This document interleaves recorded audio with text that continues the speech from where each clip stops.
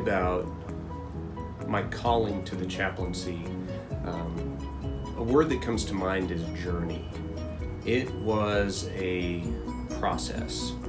From the very first time when I even considered it, I was a junior in college and met a chaplain recruiter who had set up a table in the student center of my university.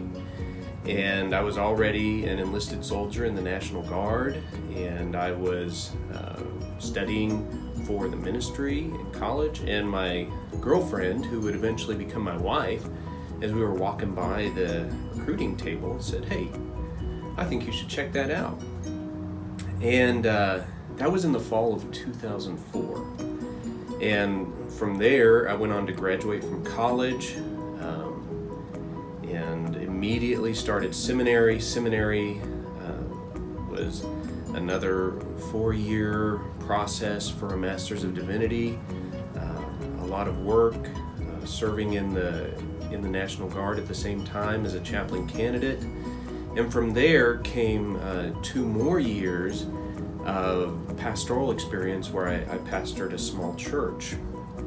And all of that rolled in together, even though I didn't always appreciate it as I was going through the journey, because I wanted to be a chaplain right then. At one point I even called my endorser and I was like, "Can we hurry this up? I want to deploy, I want to be a chaplain. Why is this taking so long? I feel like I already have all the qualifications." And my endorser wisely said, "No, you need more time, you need more experience." And as I've been a chaplain longer, I've realized just how valuable that is. The experience you gain through your education, through your hands-on ministry, fleshing out your identity and your calling and your giftings. Once you come into the chaplain corps on active duty or in the Guard and Reserve, you're expected to know how to function as a minister. There's no on-the-job training for that. That happens through your education and through your post-seminary ministry experience. So that is so valuable. That journey is what will allow you to step into the uniform, to have that cross or that religious symbol on your chest, and to know how to function confident in your pastoral identity as a chaplain. Serving in the chaplaincy is incredibly rewarding.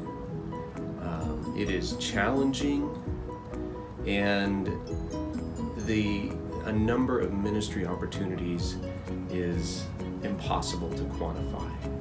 Just on a day-to-day basis, as chaplains, we are invited into the space of our soldiers, whether that's sitting in a command and staff meeting, crawling under a Humvee during command maintenance on Motor Pool Monday, or sitting in the talk in the field while our soldiers are out there. We get invited into this world by wearing this uniform and being present where our soldiers are present.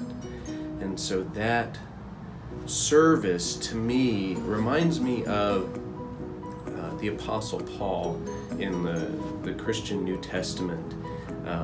We most often think of him as Christians as a missionary, but he was also a tent maker. He had a vocation, an occupation, something that enabled that ministry. And I think in a lot of ways, wearing this uniform makes us like tent makers. It opens doors for us. It empowers and enables the ministry that we do. It gives us left and right limits as well as we work to execute the commander's religious program in our units.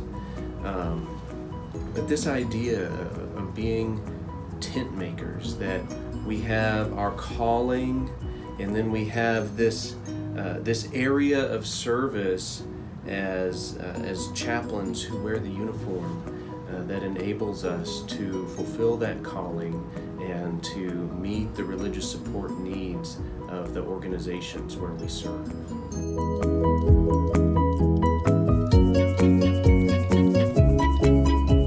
I think commitment is a big part of what it means to be a chaplain.